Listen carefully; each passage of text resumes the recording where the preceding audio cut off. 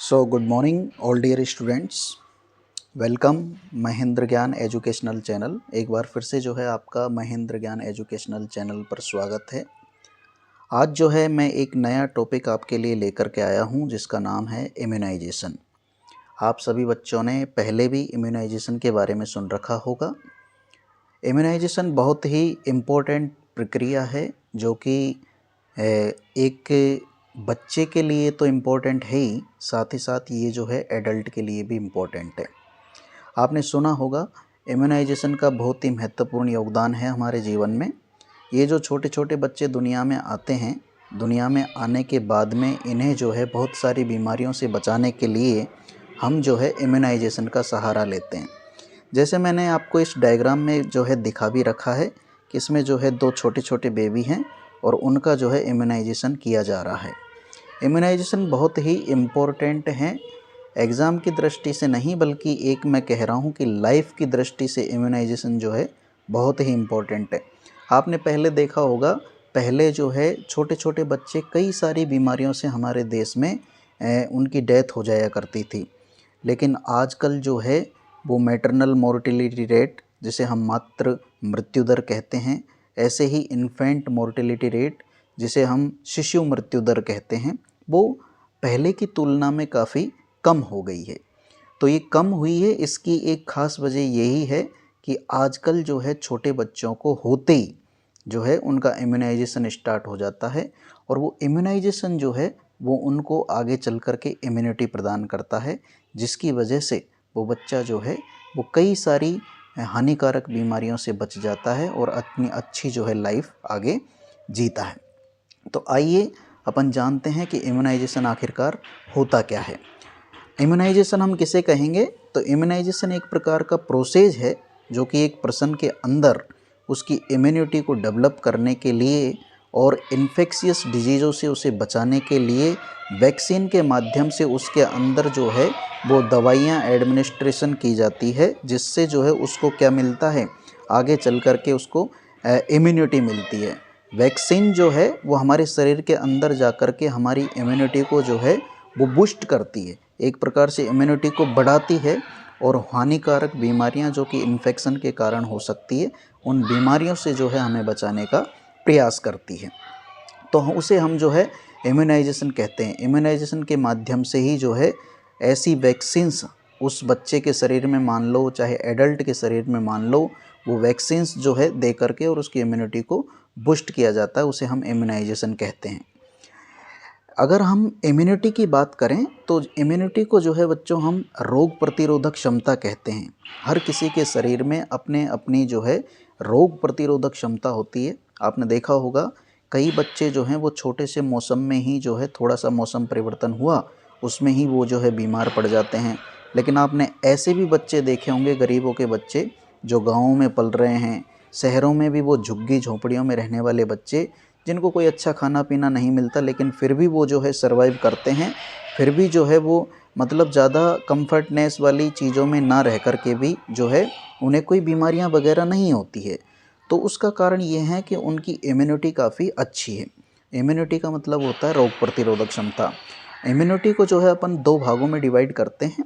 First is the natural immunity and second is the artificial immunity. Natural immunity मतलब जैसे नाम से स्पष्ट हो रहा है, ऐसी इम्यूनिटी जो हमें प्राकृतिक रूप से मिली है। इसमें कह रहे हैं acquired through infection by disease causing organism. बीमारी को कोज करने वाला ऑर्गेनिज्म हमारी बॉडी के अंदर डेवलप हो जाए तो फिर वो उस प्रकार की बीमारी को बाद में फिर से नहीं होने देता। इसे हम एक्वायर्ड जो है एक प्रकार की नेचुरल इम्यूनिटी कहते हैं। एग्जाम्पल के लिए जैसे आपने सुना होगा गाँव में पहले, आजकल भी निकलती है, छोटी माता बड़ी माता ऐसे बड़े बुजुर्ग कहा करते हैं कि जब एक बार वो जो है चिकन पॉक्स वगैरह ऐसी बीमारी जो है हो जाती है तो फिर आपको ओवरऑल लाइफ जो है वो ऐसी इम्यूनिटी दे जाती है कि आगे चल कर के वो बीमारी आपको नहीं हो सकती। तो उसे हम नेचुरल इम्यूनिटी कहते हैं। दूसरे प्रकार की आती है बच्चों आर्टिफिशियल इम्यूनिटी, जो कि हम एक प्रकार से दवाइयों के माध्यम से, वैक्सीनेशन के माध्यम से उसकी बच्चे की बॉडी के अंदर जो है उसको देते हैं। एग्जाम्पल के लिए जैसे पोलियो से पहले कई सारे बच्चों की डेथ हो जाती थी, आजकल जो है पोलियो से एक भी बच्चा नहीं मरता है।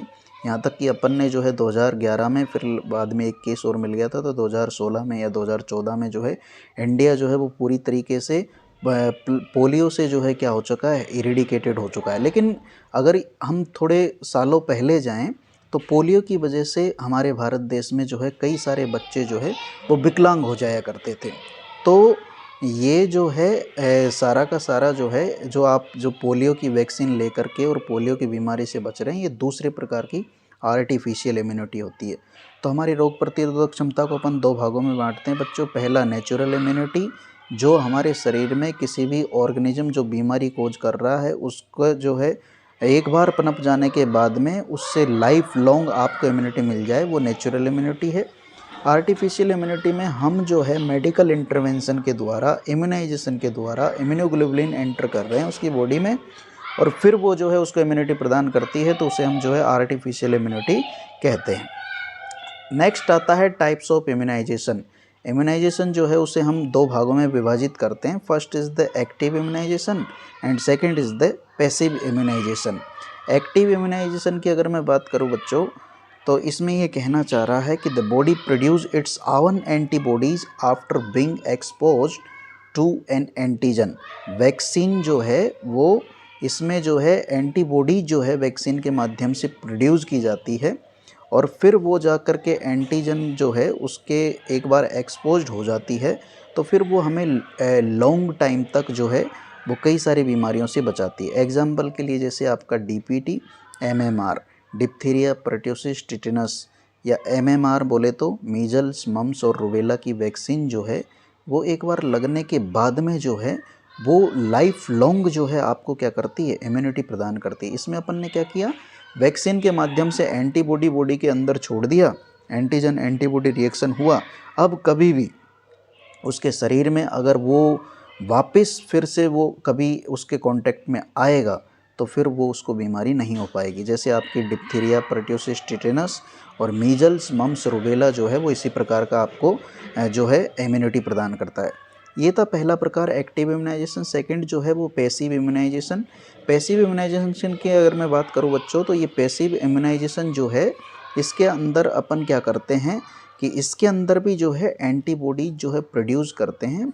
कुछ एंटीबॉडी उसकी बॉडी की, पेशेंट की बॉडी में डालते हैं और ये जो है उसको क्या करती है, उस एंटीबॉडी जो उसके शरीर में ऑलरेडी बनने की संभावना है वो कभी अगर उसके कांटेक्ट में आया या उसके कांटेक्ट में ऑलरेडी आ चुका है तो ये उससे जो है बचने में हेल्प करती है। एग्जाम्पल के लिए जैसे टिटेनस, हम जो है कभी कभार हमें कोई चोट वगैरह लग जाए और मान लीजिए वहाँ पर ब्लड आ रहा है, कोई जंग लगी हुई चीज़ से, किसी लोहे की चीज़ से जो है चोट वगैरह लगी है, तो वहाँ पर जो है उस व्यक्ति के जो है टिटेनस जैसी बीमारी नहीं हो, इसलिए उसके टीटी का वैक्सीन लगाया जाता है।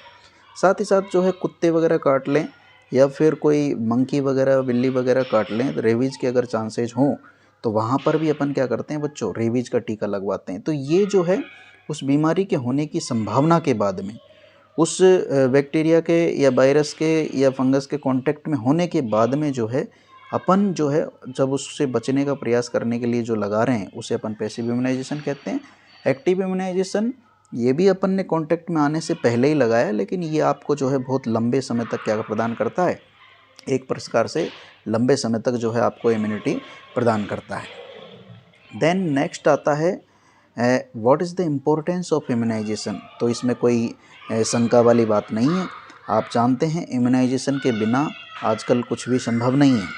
अभी जो अपन ने 2 साल पहले, 3 साल पहले ये एक दौर देखा कोविड का, ये कोविड का जो दौर था वो बहुत ही भयावह स्थिति थी, जिसमें जो है कोविड की वैक्सीन बाद में बनाने के बाद में जो है लोगों में जो है थोड़ा सा कॉन्फिडेंस आया और आज जो है हमने कोविड पे भी जो है विजय पाई है। तो वैक्सीन की बदौलत थी, इसलिए इम्यूनाइजेशन का बहुत इम्पोर्टेंट है। इम्यूनाइजेशन के बिना जो है वो एक प्रकार से आजकल की जो है जनरेशन में या आजकल के जो है युग में जीना असंभव है। यहाँ तक कि कई सारी बीमारियों का अभी भी जो है हमारे साइंटिस्ट जो है वो वैक्सीन तैयार करने के लिए प्रयासरत हैं। लेकिन इसकी इम्पोर्टेंस क्या है, तो मैं पहले इम्पोर्टेंस अगर मैं इसकी बताऊं तो prevent life threatening disease, life को हानि पहुंचाने वाली बीमारियों से बचना और अपनी लाइफ को लंबा बनाना, ये इम्यूनाइजेशन की बदौलत ही हो रहा है। रिड्यूस चाइल्ड मोर्टेलिटी रेट, मैंने पहले ही आपसे डिस्कस किया था कि अगर हम आज से 10 साल 15 साल पहले के भारत में जाएं, 20 साल पहले के 30 साल पहले के भारत में जाएं, तो हमारे देश में जो है कई सारे बच्चे जो है वो कई सारी बीमारियों से जो है उनकी डेथ हो जाया करती थी या फिर उनसे जो है विकलांग हो जाते थे। लेकिन आजकल इम्यूनाइजेशन पर जो है हमारी सरकार फोकस कर रही है, जिसकी बदौलत हमारे बच्चे जो हैं वो मतलब पहले ख़त्म हो जाया करते थे, लेकिन आजकल जो है हमने मोर्टेलिटी रेट को बहुत कम कर लिया है। चाइल्ड मोर्टेलिटी रेट, शिशु मृत्यु दर, जिसे जो है अपन ने काफ़ी कम कर लिया है। Protect the community through herd immunity, इस इम्यूनाइजेशन के माध्यम से हम अपने कम्युनिटी को, अपने समुदाय को जो है वो बहुत सारी बीमारियों से बचा रहे हैं। Cost effective public health measures, यहाँ पर जो है अगर इम्यूनाइजेशंस का खर्चा इतना ज़्यादा नहीं है, यहाँ तक कि हमारी भारत सरकार जो है वो छोटे बच्चों में और माता को और बच्चे को लगने वाले जो टीके हैं वो हमारी सरकार फ्री में लगा रही है।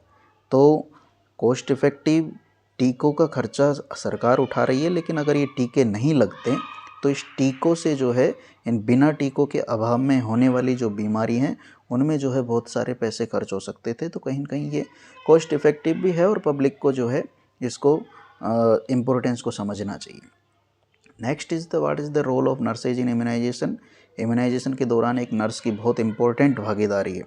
मैं आपको बात बताऊं बच्चों कि जैसे ही कोई महिला भारत देश में, जब शादीशुदा महिला कोई प्रेग्नेंट होती है तो प्रेग्नेंट होती ही उसका जो है एक ममता कार्ड बनता है। क्या बनता है?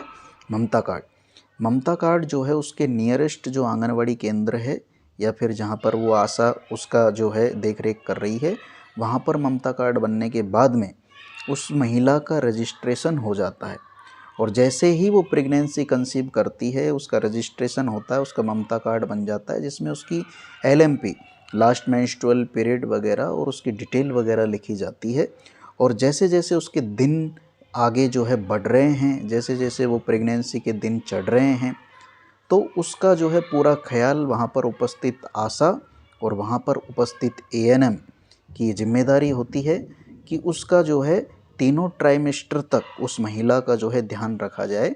और जब उसका बेबी दुनिया में आए तो उसके बेबी को भी जो है इम्यूनाइजेशन की जो है जिम्मेदारी वहाँ पर उपस्थित आंगनवाड़ी केंद्र में उपस्थित आशा या फिर ANM की होती है। तो इस प्रकार से जो है, चाहे शहरों में देख लीजिए आप, चाहे गाँव में देख लीजिए, जब भी कोई शादीशुदा महिला जो है प्रेगनेंसी कंसीव करती है तो उसका ममता कार्ड बन रहा है। ममता कार्ड के बनते ही जो है वो महिला जो है भारत सरकार के अंडर द गाइडेंस में आ जाती है। और उस महिला की जब तक डिलीवरी होकर के और उसके बच्चा जो है बड़ा नहीं हो जाए, उसके बच्चे के सारे टीके नहीं लग जाए, तब तक जो है भारत सरकार उस पर नज़र रखती है।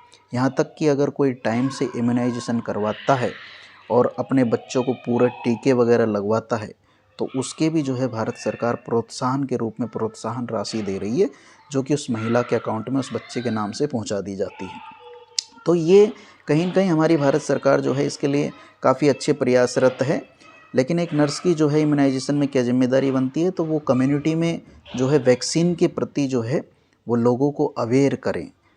कभी कभार जो है आजकल भी जो है कई जैसे जहाँ पर शिक्षा का अभाव है, जहाँ आज भी लोग जो है अंधकार में जी रहे हैं, जहाँ आज भी जो है वहाँ ऐसा समझा जाता है कि आप जो है अपने बच्चे को टीकाकरण वगैरह नहीं करवाएं, उल्टा टीका लगाने से ये बीमारी हो सकती, वो बीमारी हो सकती। ऐसी धारणाएं अभी भी इस साइंस के युग में भी हमारे देश के कई कोनों में हैं। तो एज ए नर्स जो है आपकी जिम्मेदारी बनती है कि आप जो है वहाँ पर कम्युनिटी में जो है क्या करें, एजुकेट करें, उस बच्चे के पेरेंट्स को एजुकेट करें कि देखो वैक्सीनेशन बहुत ज़रूरी है, वैक्सीनेशन बच्चे का करवाना चाहिए और वैक्सीनेशन के बिना आजकल जो है जीना संभव नहीं है, कई सारी बीमारियों से बच्चा जो है बच जाता है। Maintain cold chain system for vaccine storage. आपने देखा होगा हमारे राजस्थान में जो कि गर्मी वाले इलाके हैं, जैसे बाड़मेर हुआ, जैसलमेर हुआ, जालोर हुआ, ऐसे जहाँ पर रेगिस्तान में दूर दूर तक ढाणियाँ हैं, वहाँ भी जो है हमारी भारत सरकार ने पहले जो है पल्स पोलियो अभियान, आजकल भी चलते हैं, पहले भी चलाया करती थी, जिसमें जो है हमारे स्कूलों में कार्यरत टीचरों की जो है ड्यूटियाँ लगाई जाती थी। तो आपने देखा होगा वो पोलियो के जो है, आप खुद भी जो है ड्यूटी पे जब जाते होंगे, पोलियो में आपकी कभी ड्यूटी लगी होगी, तो वो पोलियो का जो बैग आप लेकर के जाते होंगे जिसके अंदर आइस रहते हैं और उसके अंदर जो है पोलियो की वैक्सीन स्टोर रहती है। वो वैक्सीन वाला जो है, यहाँ पर सेकंड वाला पॉइंट, नर्स की यही जिम्मेदारी बनती है कि जब भी आप चाहे हॉस्पिटल में कार्यरत हो, चाहे कम्युनिटी में कार्यरत हो, चाहे आप ढाणी ढाणी जा कर के घर घर जा कर के बच्चों को जो है वैक्सीनेशन कर रहे हों, तो आपकी जिम्मेदारी बनती है कि जो वैक्सीन को स्टोर रखने के लिए जो एक कोल्ड चेन सिस्टम काम करता है, उस कोल्ड चेन सिस्टम के रूल को फॉलो किया जाए और कोई भी वैक्सीन जो है उसका टेम्परेचर ऊबड़ खाबड़ होने की वजह से या टेम्परेचर ऊपर नीचे होने की वजह से उसका वैक्सीन ख़राब नहीं होना चाहिए। एडमिनिस्टर वैक्सीन करेक्टली, आपको वैक्सीन जो है वो देख करके लगानी है, सही मात्रा में लगानी, सही क्वांटिटी में लगानी, सही रूट से लगानी, सही टाइम पर लगानी है। तो आपकी ये जिम्मेदारी बनती है कि वैक्सीन जब भी लगाई जाए तो उसे जो है करेक्टली एडमिनिस्टर किया जाए। Record and report immunization data, Mamta card Bharat सरकार ने इसलिए बनाया है कि जब भी कोई बच्चे का जन्म होए तो उसमें एक टीकाकरण वाला पेज भी आता है। उस टीकाकरण वाले पेज में, अच्छा, आपको बिना ममता कार्ड के जो है टीका भी नहीं लगाया जाता। टीका इसलिए नहीं लगाया जाता कि अगर आपके पास में ममता कार्ड रहेगा तो उसमें ये रिकॉर्ड मेंटेन रहेगा कि आपका बच्चा कितने दिनों का हो गया है और उसे कौन कौन से टीके लग गए हैं। तो इसलिए जो है ममता कार्ड चला रखा है और इससे क्या होता है कि आपके बच्चे को कौन कौन से टीके लग गए और कौन कौन से टीके बाकी हैं, कौन से टीके जो है अभी लगने हैं, तो उसका सारा रिकॉर्ड रहता है। और ये रिकॉर्ड और रिपोर्ट जब भी वो कहीं जा कर के, मान लीजिए आज उसने जयपुर में दिखाया, कल को वो जो है कहीं मान लीजिए दूसरी जगह दिखा रहा है, दूसरे स्टेट में दिखा रहा है, तो वहाँ पर ममता कार्ड दिखाएगा तो वहाँ पर हेल्थ केयर वर्कर या डॉक्टर या नर्सेज जो भी है उनको पता लग जाएगा कि इस बच्चे के कौन कौन से टीके लग चुके हैं और कौन से टीके बाकी हैं। तो इसलिए रिकॉर्ड और रिपोर्ट को मेंटेन करना भी बहुत ज़रूरी है।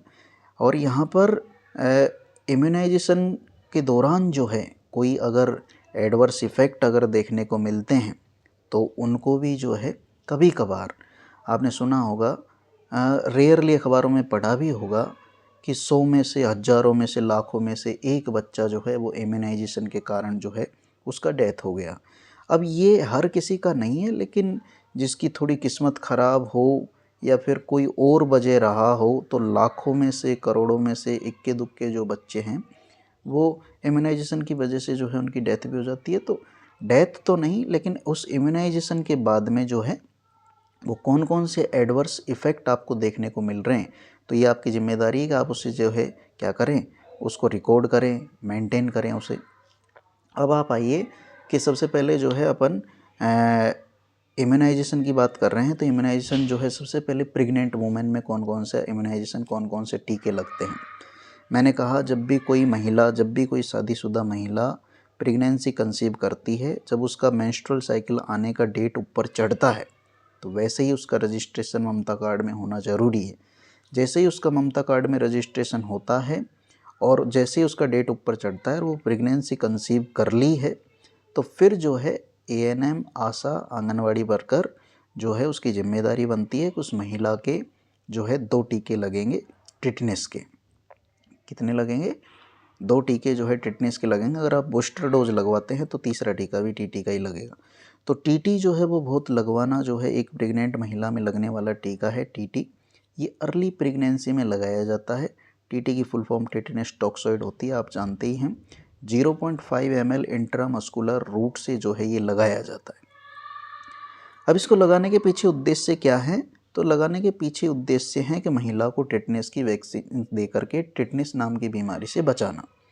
आपने देखा होगा टिटनेस जो है बहुत ख़तरनाक, बहुत घातक बीमारी होती है और टिटनेस का जो है वो बैक्टीरिया हमारे आसपास में जो है, आप रेगिस्तान मान लीजिए, सड़कों पे मान लीजिए, जंग लगे हुए लोहे पे मान लीजिए, गोबर में मान लीजिए, हज़ारों साल तक बिना पानी खाए पिए जिंदा रहता है।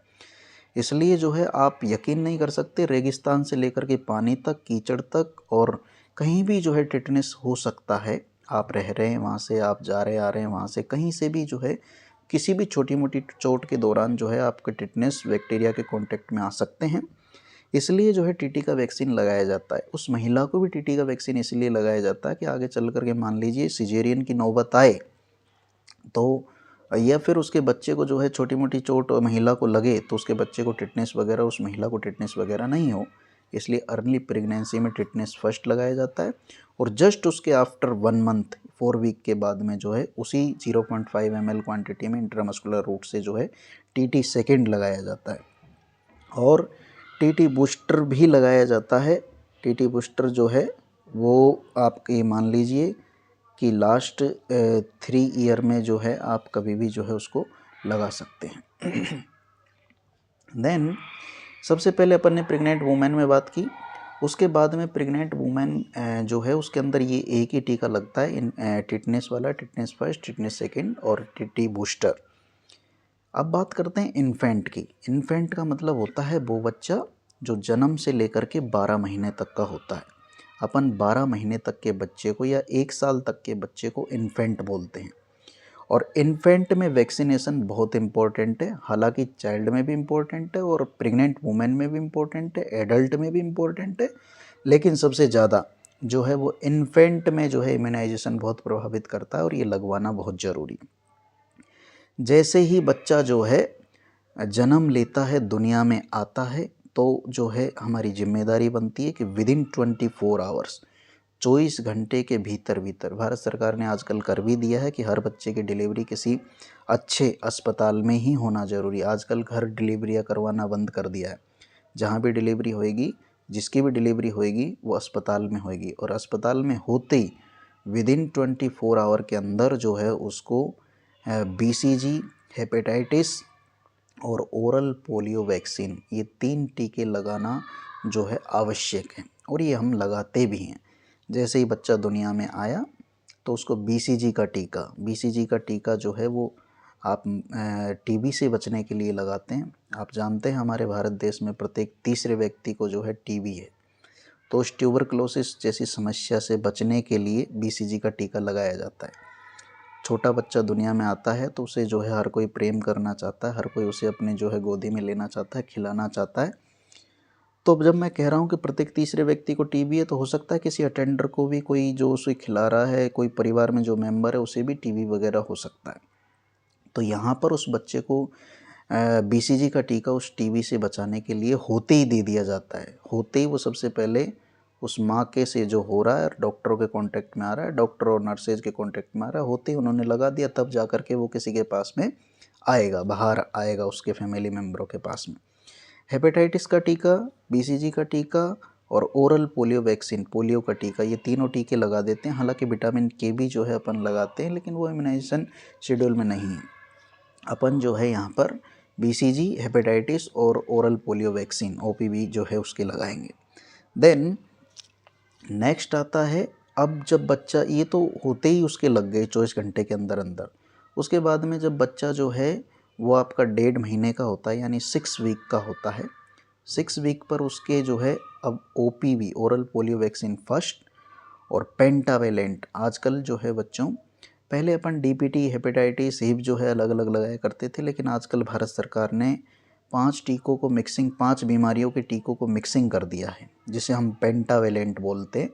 और पेंटावेलेंट फर्स्ट जो है वो आपका 6 वीक में लगेगा, जिसमें आप डिप्थीरिया, पर्ट्यूसिस, टिटेनस, 3 बीमारियां तो ये हो गई, diphtheria, pertussis, tetanus, hepatitis B और हिब जो बीमारियां हैं उनसे बचने के लिए पेंटावेलेंट लगता है। और रोटा वायरस जो है वो फर्स्ट लगता है। ये आपके टीके जो है एज पर रूट जो है 6 वीक पर लगेंगे। जैसे ही बच्चा 1.5 महीने के बाद में 10 वीक पर लगेंगे। 10 वीक का मतलब हो गया 2.5 महीने पर, ठीक है ना। 2.5 महीने का जब हो जाएगा तब उसको oral polio vaccine second, pentavalent second, rota virus second टीके लगेंगे। जब बच्चा जो है 14 वीक का हो जाएगा, 14 वीक का जब बच्चा हो जाएगा तब उसको OPV 3 और pentavalent 3, rota virus 3, FIPV second, PCV second, ये उसको लगेंगे। जब बच्चा 6 मंथ का हो जाएगा तब उसको विटामिन A का टीका भी जो है वो ओरल रूट से लगाया जाएगा, और इसकी जो है 1 लाख इंटरनेशनल यूनिट उस बच्चे को जो है ओरल के माध्यम से आपको पिलानी है जब बच्चा 6 महीने का हो जाए। 9 से 12 महीने पे, जब 9 महीने का बच्चा हो गया है या 9 से 12 महीने का जो है बीच में है, तब उसको जो है MMR, मीजल्स मम्स और रुबेला, जिसे मीजल्स और रुबेला MR फर्स्ट, PCV का बूस्टर लग जाएगा। और ये जो टीके हैं उसको विटामिन ए की सेकेंड डोज भी अपन यहाँ पे उसको 9 महीने पे या 9 से 12 महीने के अंदर अंदर जो है पिला सकते हैं। तो ये इन्फेंट में लगने वाले टीके हैं, आपको याद रखने हैं 6, 10, 14 और 6 मंथ और 9 मंथ, इस पे जो है ये टीके लगते हैं, ये लगवाने हैं आपको। ये इन्फेंट में लगने वाले टीके थे। उसके बाद में फिर अपन जो है सबसे पहले प्रेग्नेंट वुमेन में पढ़े, फिर इन्फेंट में पढ़े, अब आते चिल्ड्रन में लगने वाले टीके। 12 महीने के बाद में इन्फेंट जो है वो बच्चा बन जाता है, अब इन्फेंट नहीं रहता है वो। तो जैसे ही बच्चा 12 महीने से ऊपर का हुआ, 1 साल से ऊपर का हुआ, तो उसको जो है 16 से 24 मंथ पर, मतलब 1.5 से 2 साल का जब बच्चा होएगा, तब जो है उसको DPT booster, MR second, JE second और ओरल पोलियो वैक्सीन का बूस्टर भी लगा देते हैं अपन। अपन कहते हैं ना 5 साल से छोटे बच्चों को जो है पोलियो की खुराक पिलानी है। हालांकि वो जो है OPV बूस्टर 2 साल में हो जाता है, लेकिन फिर भी कोई बच्चा छूटे नहीं। और विटामिन ए की 3rd डोज जो है आप 2 साल का होने पर उसको लगा सकते हैं। उसके बाद में 2 to 5 ईयर का जब बच्चा हो जाए तो विटामिन ए उसको पिलाना है, और हर 6 महीने में जो है विटामिन ए उसको पिलाना है ओरल रूट के माध्यम से। और जब वो 5 साल का हो जाए तो इसकी जो है टोटल 9 डोज जो है कंप्लीट हो जानी चाहिए विटामिन ए की।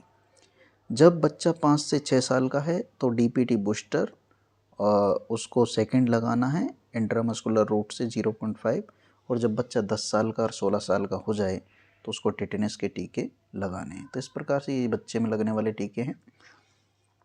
हमारा जो इम्यूनाइजेशन एज पर शेड्यूल जो है उसके अनुसार जो है आजकल के वक्त को देखते हुए कुछ और भी टीके जो है ऐड किए हैं। हालांकि ये टीके जो है गाँव में कोई लगवाए नहीं लगवाए, लेकिन शहरों में जो कि बहुत पैसे वाले लोग वगैरह रहते हैं अपने बच्चे की फ़िक्र करते हैं, जिनको ज़्यादा ज्ञान है और वो अपने बच्चों को जो है हर प्रकार की बीमारी से बचाना चाहते हैं, तो कुछ और भी एडिशनल ऑप्शन के तौर पर टीके जो है भारत सरकार ने ऐड किए हैं। उसमें जो है इन्फ्लुएंजा से बचने के लिए 6 मंथ पर जो है एक टीका लगता है। टाइफाइड से बचने के लिए TCV 9 से 12 मंथ पे लगता है। ये ऑप्शनल टीके हैं, ये जो है चाहें तो वो लगवा सकते हैं, कंपलसरी नहीं है, लेकिन आप जो है अपने बच्चे की फ़िक्र करते हैं तो ज़रूर लगवाएं। हेपेटाइटिस A 12 से 24 मंथ का जब बेबी होता है तब आपको लगवाना है। और वेरिसेला चिकन पॉक्स से बचने के लिए जो है 15 मंथ का जब बेबी हो जाता है तब उसको ये लगाने हैं। और HPV का टीका जो है ह्यूमन पेपिलोमा वायरस, जिससे कि सर्विक्स कैंसर हो सकता है, वो गर्ल्स में लगाया जाता है जब गर्ल्स बेबी जो है वो 9 से 14 साल की हो। तो इसकी 2 डोज आपको कंप्लीट करनी होती है, 0 पे लगती है और फिर 6 मंथ पे लगती है। ये 2 डोज आपको कंप्लीट करनी होती है। इससे जो है ह्यूमन पेपिलोमा वायरस, जो कि सर्विक्स कैंसर का मुख्य कारण है, उससे जो है बचा जा सकता है। और MMR measles mumps rubella 9 month पे जो है 15 मंथ पे, 9 मंथ पे और 4 to 6 ईयर पे जो है वो लगाया जाता है। ये एडिशनल और ऑप्शनल वैक्सीन है। फिर उसके बाद में आते हैं कुछ की पॉइंट्स आपको याद रखने हैं कि जैसे इम्यूनाइजेशन जब आप कर रहे हैं बच्चे का, तो वाजिब सी बात है जब भी बच्चा का टीका वगैरह लगेगा तो उसको जो है फीवर वगैरह आ सकता है, ठीक है ना, फीवर वगैरह आ सकता है। उसमें घबराने वाली कोई दिक्कत वाली बात नहीं है। फीवर आना मतलब एक प्रकार का सिम्टम है कि भाई टीका जो है वो सही से काम कर रहा है। और यहाँ पर हम कहना चाह रहे हैं कि जब बच्चे का जो है टीकाकरण वगैरह किया जाता है तो लेफ़्ट अपर आर्म में जो है BCG हमेशा लगाया जाता है। आपने देखा होगा आपके जो बड़े बुजुर्ग हैं या जो बड़े हुए लोग हैं उनके लेफ़्ट शोल्डर पर एक निशान सा है, कभी उनको बचपन में BCG का टीका लगा है, वो उसी का ही है। तो ये फिक्स है, लेफ़्ट अपर आर्म में ही BCG का टीका लगेगा। ऐसे ही जो है ये कह रहा है use anterolateral thigh for all intramuscular injection in infant. छोटे बच्चे के जो है ग्लूटियल मसल्स इतनी डेवलप नहीं होती है, तो छोटे बच्चे की जो है ये जांग वाली जो मसल्स होती है उस पर ही इंट्रामस्कुलर टीके जो है वो सारे के सारे लगाए जाते हैं। Maintain the mother and child protection card for record, यहाँ पर बच्चे के और माँ के रिकॉर्ड को मेंटेन रखने के लिए एक रिकॉर्ड होता है जिसे ममता कार्ड बोल रहा हूँ। वो रिकॉर्ड मेंटेन रहना चाहिए जिससे जो है आगे चल कर के बच्चा जो है वो किसी दूसरे हॉस्पिटल में आप उसको लेकर के जाएं, दूसरी जगह पे लेकर के जाएं तो कोई भी डोज मिस वगैरह नहीं हो, कोई भी डोज ओवरलैप नहीं हो, इसलिए उसका रिकॉर्ड रखना बहुत ज़रूरी है। और आप जो है इस शेड्यूल को जो है मेंटेन करके रखें और जब आपको बुलाया जाए तब जो है आप बच्चे को टीकाकरण के लिए लेकर के पहुँचें। ये कुछ इमेजेस मैं आपको दिखा रहा हूँ जिसमें एक छोटा सा बेबी है जिसको जो है कोई पीडियाट्रिशियन डॉक्टर जो है वो उसको बातों में लगा करके और उसके जो है कौन सा टीका लगाने का प्रयास कर रहा है। लेफ़्ट अपर आर्म है या राइट अपर आर्म है, ओके, जो भी आर्म है उसमें जो टीका BCG का लगाने का प्रयास कर रहा है। दूसरी तरफ वो जो बच्चा है उसको जो है पोलियो की वैक्सीन पिलाने के प्रयास कर रहे हैं। कुछ वैक्सीन्स जो है वो ओरल के माध्यम से जाती है, कुछ वैक्सीन्स जो है वो सबक्यूटेनियस रूट से जाती है, कुछ इंट्रामस्कुलर रूट से जाती है। तो जो जिस प्रकार के रूट से जो है जानी है वो दवाइयाँ जो है वो बच्चे को प्रोवाइड करनी है। तो आज जो है हमने पढ़ा बच्चों इम्यूनाइजेशन। इम्यूनाइजेशन बहुत इंपॉर्टेंट है। इम्यूनाइजेशन प्रेग्नेंट लेडीज़ का भी होता है, इम्यूनाइजेशन इन्फेंट का भी होता है, इम्यूनाइजेशन चिल्ड्रन का भी होता है और इम्यूनाइजेशन एडल्ट का भी होता है। तो इम्यूनाइजेशन जो है वो एक इम्पॉर्टेंट है और ख़ास कर के बच्चों के लिए बहुत इम्पॉर्टेंट है। जब आप नए नए माँ बाप बने और जब आपके कोई बेबी वगैरह होए तो उसका टीकाकरण करवाना बहुत ज़रूरी है, क्योंकि बिना टीकाकरण के जो है आजकल के युग में सर्वाइव करना पॉसिबल नहीं है। क्योंकि आप जानते हैं हर जो है साल नई नई बीमारियां आ रही है और उन बीमारियों से जो है छोटे बेबी को बचाने के लिए इम्यूनाइजेशन बहुत इम्पोर्टेंट है। तो आज अपन ने इम्यूनाइजेशन के बारे में पढ़ा। आप जो है ज़्यादा से ज़्यादा लाइक करें, शेयर करें, सब्सक्राइब करें महेंद्र ज्ञान एजुकेशनल चैनल को। आज के लिए thank you very much. Good evening.